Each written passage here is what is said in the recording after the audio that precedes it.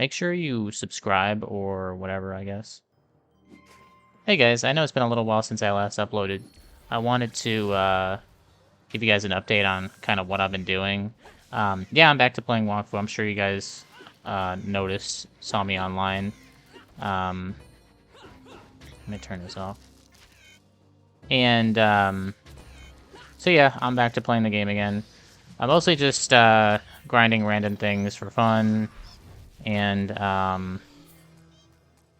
know, I'm still playing Hyper Mage. I know I said Hyper Mage is dead, but if I'm being honest with you guys, and this is gonna probably upset some of you, I am going to be quitting Hyper Mage.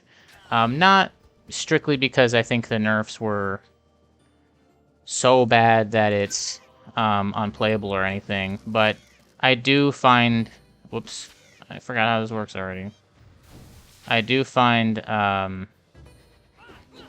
Hyper Mage to be kind of boring, and also that's probably just because I've been playing it so much, and also it is weaker. You know, it's significantly weaker. I know a lot of people are trying to say that Hyper Mage really isn't that weak.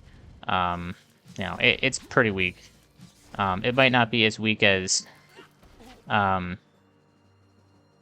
you think, or maybe as weak as I think. But, you know, like, at the end of the day, when you lose, like, 2,500 mastery or more, yeah, it does kind of suck.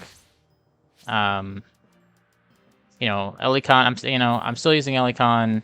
I'm actually using Last Moment right now, even though I've been told that it's actually bugged, and it's calculating the damage after the cost, and that this might be something they fix later on down the line. So I think Last Moment is probably going to be the way to go. I know a lot of people are using Beyond the Barrier. I don't ever plan on, like, deleting my Hyper Mage or anything, and the next gear set that I make is going to be useful in some way to Hyper Mage. You know, it's not like it's going to be completely useless or anything like that.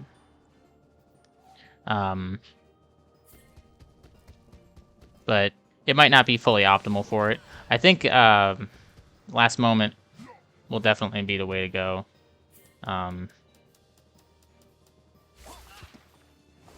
It's up in the air whether, you know, maybe a full distance build or a full melee build or unraveling build is the way to go. You know, and I'm sure Hyper Mage players either have already figured it out or will figure it out.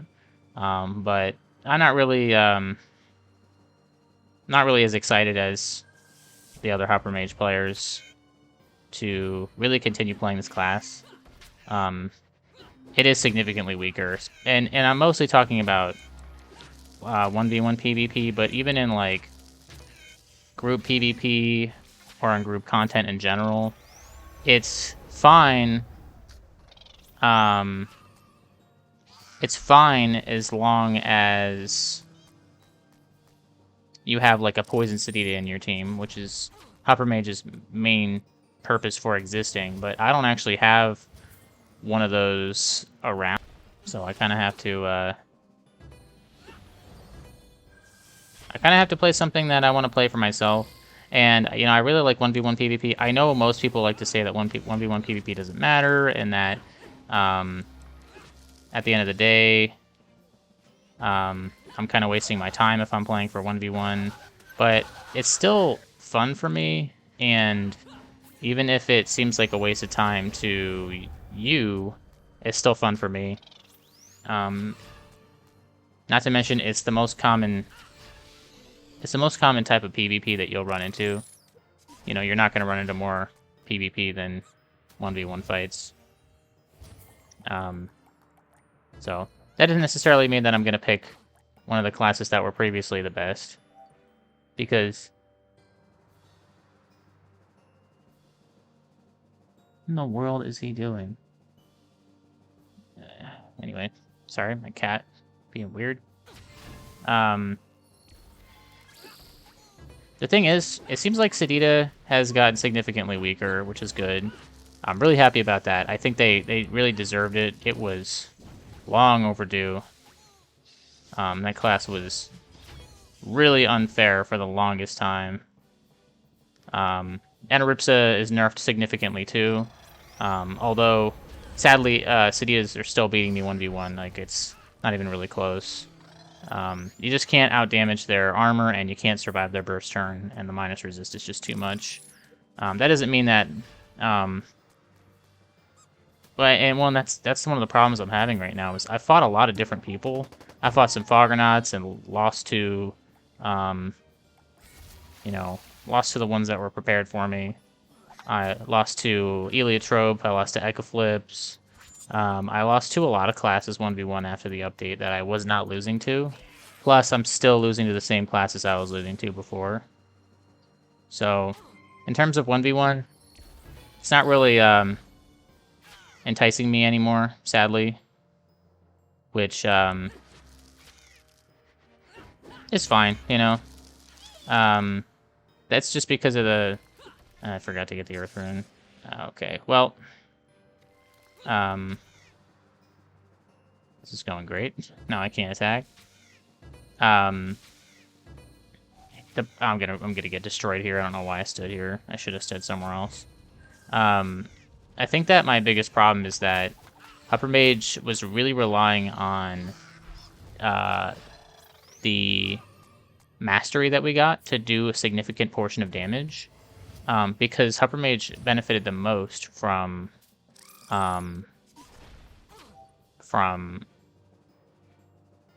the mastery increase from those sublimations that I know everyone used them, but we benefited the most from them, like by a lot too. It wasn't even close, because we got an extra how much? Like just a lot of extra mastery.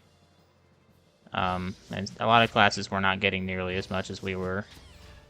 You can say, well, that wasn't really fair, and you're glad that they nerfed it or whatever, and that's fine. Like, I think that Upper Mage was slightly, it was definitely above average. It was slightly too strong, compared to a lot of classes in the game, and it maybe is deserved.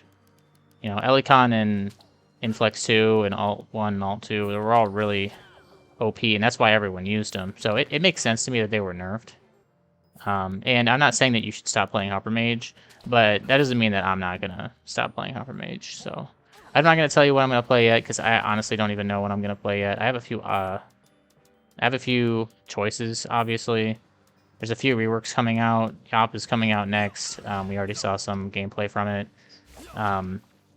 SRAM is supposedly coming afterwards, and then Pandawa is last. And if any of you know me from back in the old days, Pandawa was my old main, so there's a high chance that if I play anything, it may just end up being Pandawa as my next main.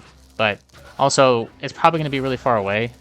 You know, they haven't really talked about it much at all, and what they have said has been like very limited.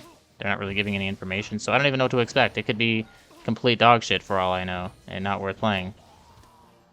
So, I'm not going to really wait around to see what the Pandawa rework looks like. And considering I don't have a 245 build right now, and you know, I can't really, like, when that update comes out with the Pandawa rework,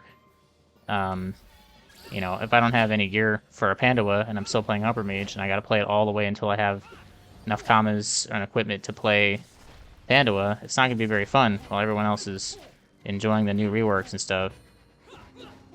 So, yeah, that's kind of the point I'm at right now. You know, the newer updates seem pretty cool. They're changing how enchantments work, which I think is good for the game. It makes it more competitive. Like, you actually have to, I already forgot my fucking water rune.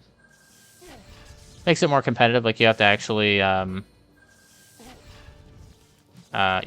consider that other people will have good stats now, and it won't just be a complete stomp every time you run into people for PvP. Not to mention, it's just going to make the game more playable in general. Like, you'll actually be able to get decent slots without having to, you know, sacrifice 10 items for those slots, for perfect slots. It's just too many, right? And I think they knew that, so they finally changed it.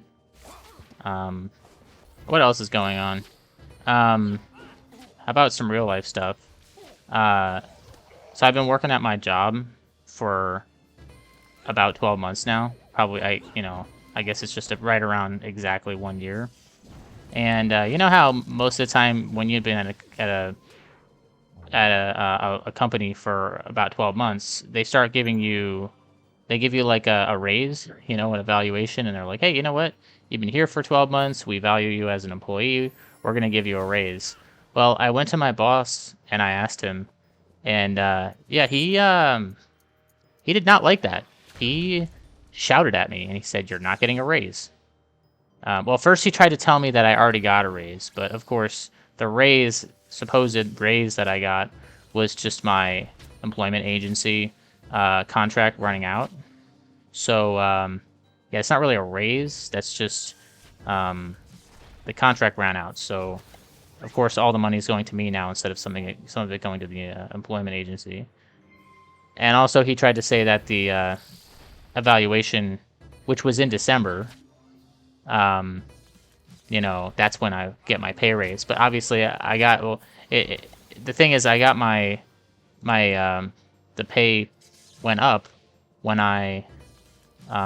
when my contract with the agency that I was working with expired before the evaluations even happened. So none of anything he said made any sense, and I kind of called him out on that because I wasn't just going to accept that. I was like, well, I guess I could just accept that as an answer, like, no, I'm not getting a raise because I already got one in his opinion, and even though my evaluation came after that.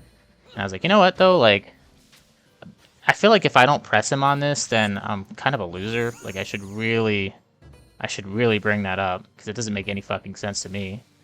And so I did, I messaged him, and then I went to his office, and he was pissed that I showed up at his office.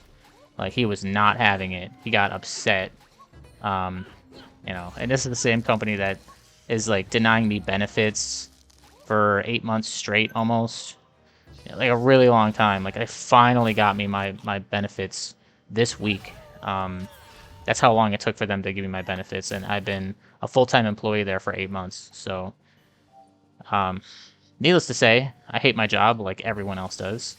But I'm stuck there, and he literally told me if I have a problem with it, I can quit. Yeah, just the normal professional thing to say, I suppose. Well, I don't know what I expected. I really don't. Like, it's just another corrupt company with, like, not enough money to go around, because the fact is that the people in charge are taking up the majority of it and giving, like, a little bit to everyone else.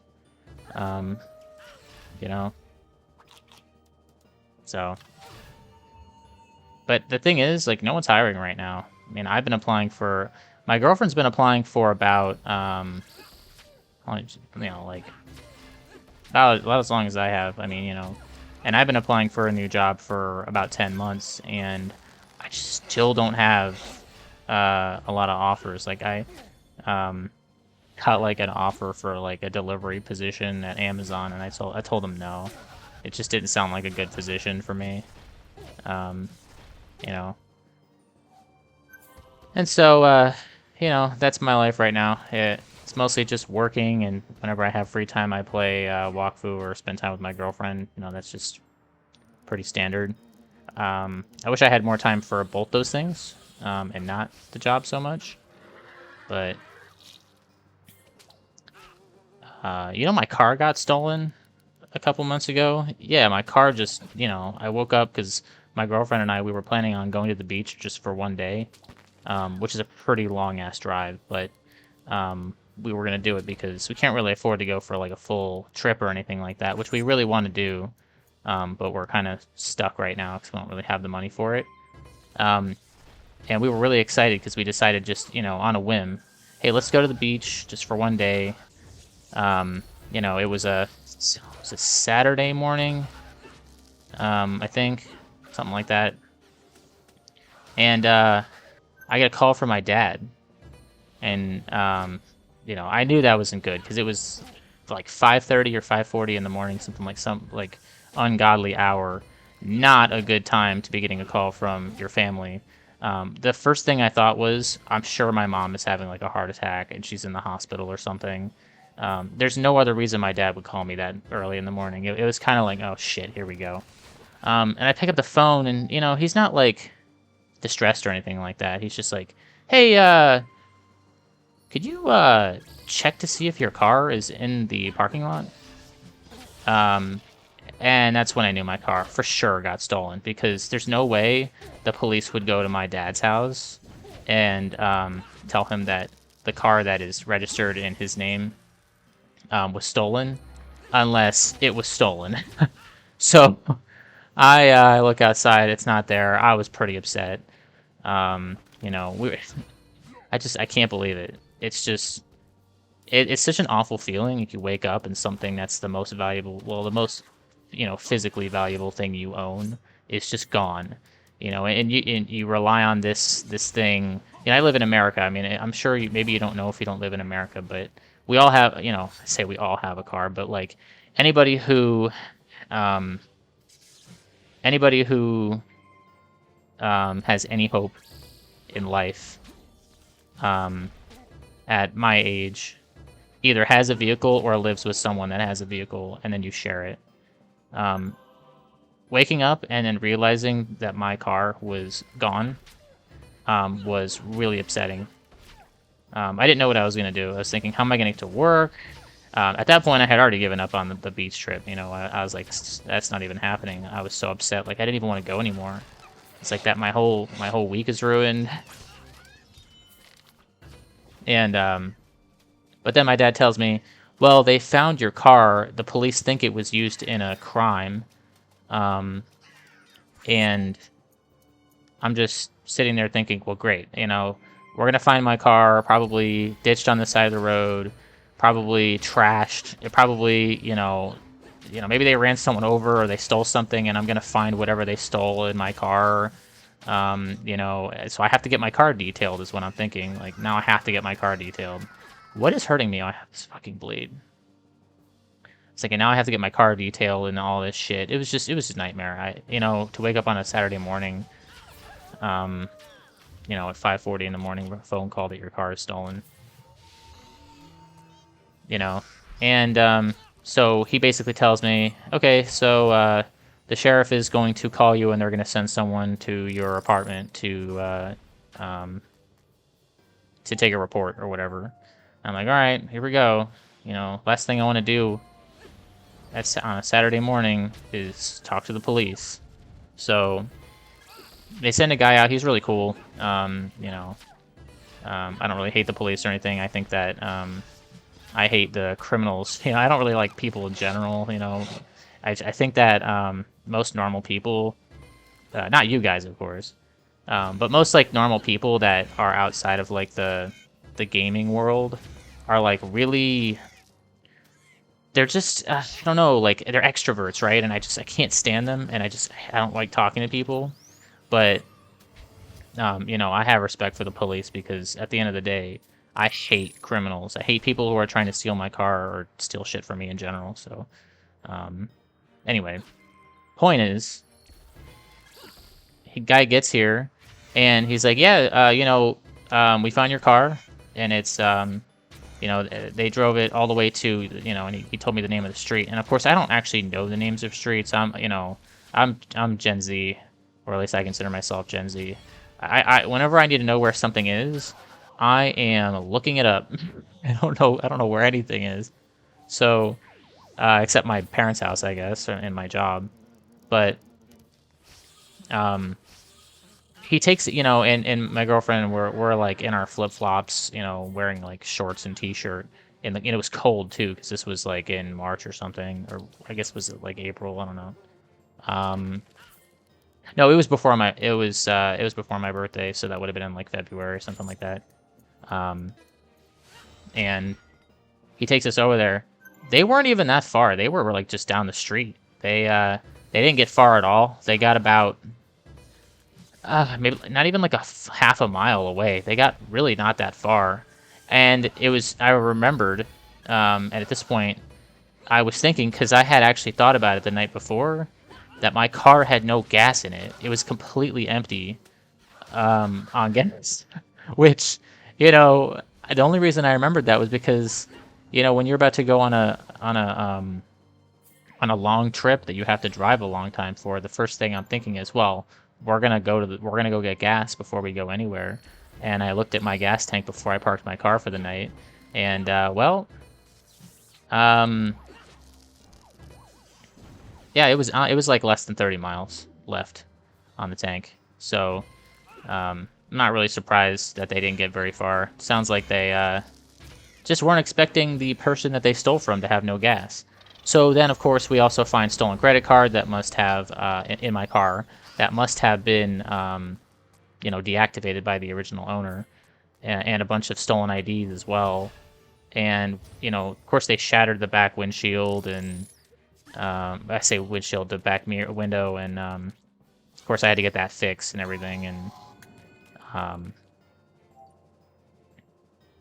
you know, it wasn't that bad at the end of the day. I was more upset that they that I have a um, that people can just steal your car in the middle of the night than I was that anybody stole it to begin with. I was like, oh, they didn't really get that far, but it's just annoying to know that your car can just be gone. So, of course, what I did was I got myself 4 tire boots, and you might think that's excessive. I also got myself a wheel lock, so now they can't steal my car. It's not possible, and not unless they sit there for like, um, you know, 20 minutes with a jackhammer or something. You know, like just not a fun experience. I just can't stand people that want what you have so badly that they have to take it. Like I'm just never gonna understand people like that. It kind of drives me nuts. Especially when, like, I'm not even doing that well. Like, you stole from someone who is so broke that he can't even afford gas. Like, how stupid can you be? And the question is, can I just tank this guy? Oh, no, they have soft oak pack. Well, so anyway, oh, let's go. Wow, I actually got paid on this run. Nice.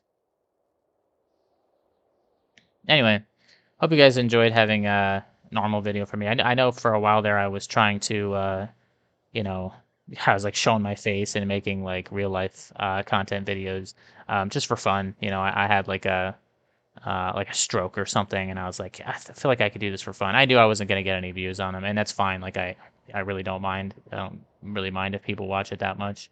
I just think it's fun to do. So you know, you'll probably see more videos from me. Hopefully, I'll play something that's fun for me. But anyway, I will see you guys around, and hope just look forward to something I do in the future.